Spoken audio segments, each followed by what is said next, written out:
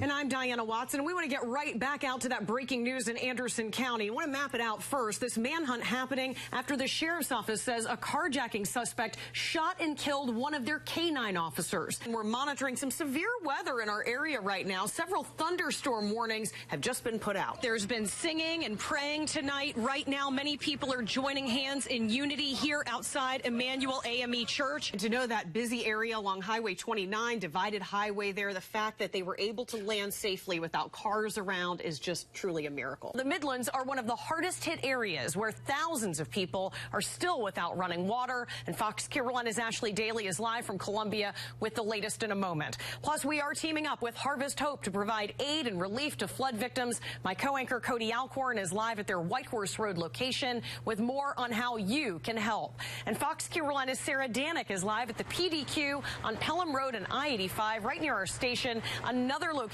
we've set up to take donations. I was tweeting back and forth with a student there on campus who's holed up in one of the dorm rooms there. If we go in, you could see that suspect standing there. I don't know if Taylor can go back in, give us another closer look at that suspect right there. Adam Martin, Taylor, who was wanted today for the armed robbery in Oconee County. Let's go ahead and zoom back in. Okay, definitely an emotional day earlier today, Cody, and that emotion continues tonight at Emmanuel AME Church. It started only a mile or two away from where it eventually crashed along Verde Boulevard at Rocky Slope. This is near that Hollingsworth development, if you're familiar with that. We want to give you a live look right now outside the State House. There is a look at the Confederate flag and its last moments there on State House grounds. Well, now to Fox Carolina sports. The Carolina Panthers coming off a really big win, exciting finish over the Seattle Seahawks yesterday.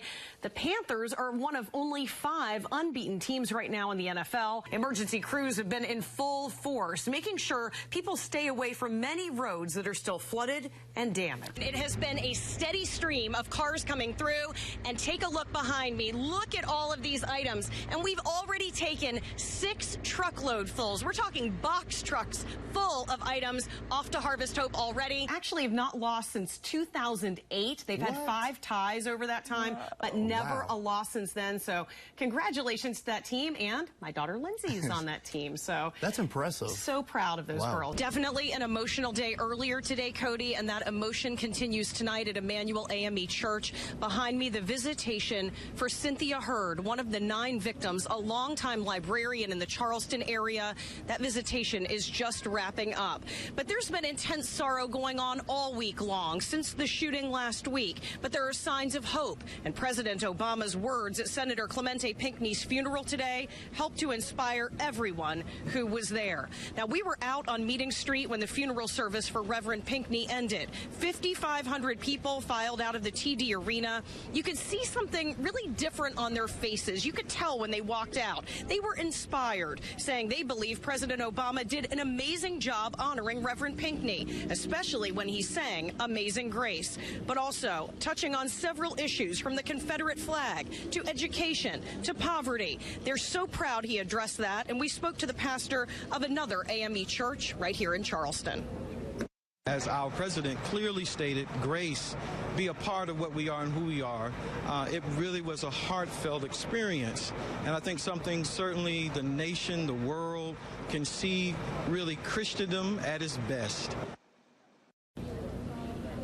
And Reverend Sigmund, who you heard from there, is originally from Anderson, from the upstate area. He preaches at an AME church nearby and was a close friend of Reverend Pinckney and a college classmate. And like many here, he says he was inspired by the words today and hopes those words turn into action in the days and weeks ahead. But again, a very sad and somber night out here tonight as the visitation for Cynthia Hurd happens. Her funeral, along with the funeral for 2 others, will happen tomorrow. Only on Fox, our cameras, the only ones there as the suspect in an armed robbery and 3-county car chase is taken into jail. And this is where that man, Adam Martin, crashed in Lawrence County. Investigators had been looking for him at his truck after a holdup hours before in Oconee County. And also tonight, an exclusive interview with Martin's brother. He gives perspective on the suspect's troubled past that still haunts him. Good evening, I'm Diana Watson. Cody has the night off, and we'll have more on the top story in just a moment. But first, the changing weather. From warm and sunny to chilly and rainy. Let's check in with Kendra for the latest on that. We are starting right now with some video you'll see only on Fox. This is on our top story tonight. Headed to jail, and only our camera was there. This may only be the first stop for suspect Adam Martin. He's at the Lawrence County Detention Center tonight after being released from the hospital. Other charges are expected for a robbery and that three-county chase we've been talking about today. Now, that chase this afternoon started in Anderson County, and deputies say Martin fired shots at them from his truck. And after about an hour of driving across 3 counties and on 3 major interstates, Martin crashed his truck, and authorities finally had the chance to surround him and take him into custody. Now, it all started after deputies say Martin robbed an Oconee County couple at gunpoint inside their home this morning. A bolo, a be on the lookout, was issued for him and his truck, and they were spotted in Anderson County along Liberty Highway just after 2:30 this afternoon. When deputies there tried to pull Martin over, they say he refused to stop and that he kept going to Interstate 85, then got on 185, the southern connector, before eventually getting onto 385, speeding through Anderson, Greenville, and Lawrence counties. Deputies finally caught up to Martin at Long Branch Road. That's exit 2 on 385 toward Clinton. He crashed with another car before hitting a guardrail. And though deputies say it's a miracle it wasn't worse than it was, one woman was flown to the hospital after Martin's truck crashed into her. Our own Andrew Reeser joins us from that exit live in Lawrence County. For the fall of 2014, beginning August 7th. It was a life-changing moment for Ryan Holcomb. I got accepted? Pure joy caught on camera. They said yes. What do you say? Yes! He found out he was headed to Clemson. That's crazy. Are you happy? Yes!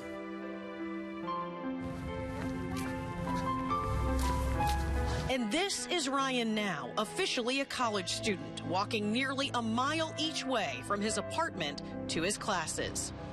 This is where your classes are, right? Yes. Ryan settled in at school now as part of the Clemson Life program for students with intellectual disabilities. He's learned a lot, getting around, taking a full load of classes, and he's loving every minute of it. Are you a tiger? Oh, yes, I am. Clemson Life goes beyond the classrooms in these buildings. I cook and clean. It's my apartment. We got to see Ryan in action when he went back home to visit his family in Moore. He's gotten good at doing laundry and folding his clothes, things he's learned at school. His mom says he's more independent in every part of his life. And he has to, watch the time to see when it's ready.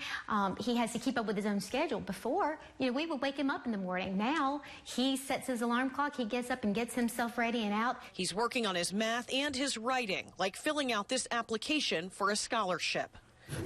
Really? The goal of Clemson Life includes social and living skills. Ryan's mom has seen a difference.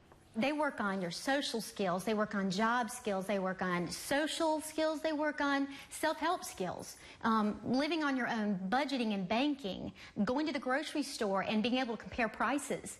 Learning how, if you're going to be on a fixed income, you have to be able to get generic brands and helping them identify which ones cost less. 1, 2, 3. Even when he's having fun, Ryan challenges himself. His mom, dad, and sister know his Clemson experience will take him far. I never have set limits on what I thought Ryan would or would not be able to do, and I've just never said no to him. I never dreamed that college would be a possibility because it wasn't when he was born, but I never set limits on him. So with a supportive family and a rigorous program at school, Ryan Holcomb has so much ahead of him. He is really happy and he's working really hard. He loves college. I love it. Knowing the acceptance letter in this video was just the beginning of his dream to go to Clemson, and continues to be an inspiration for so many others. Everybody's really excited for Ryan, and I do want people to know how he's doing.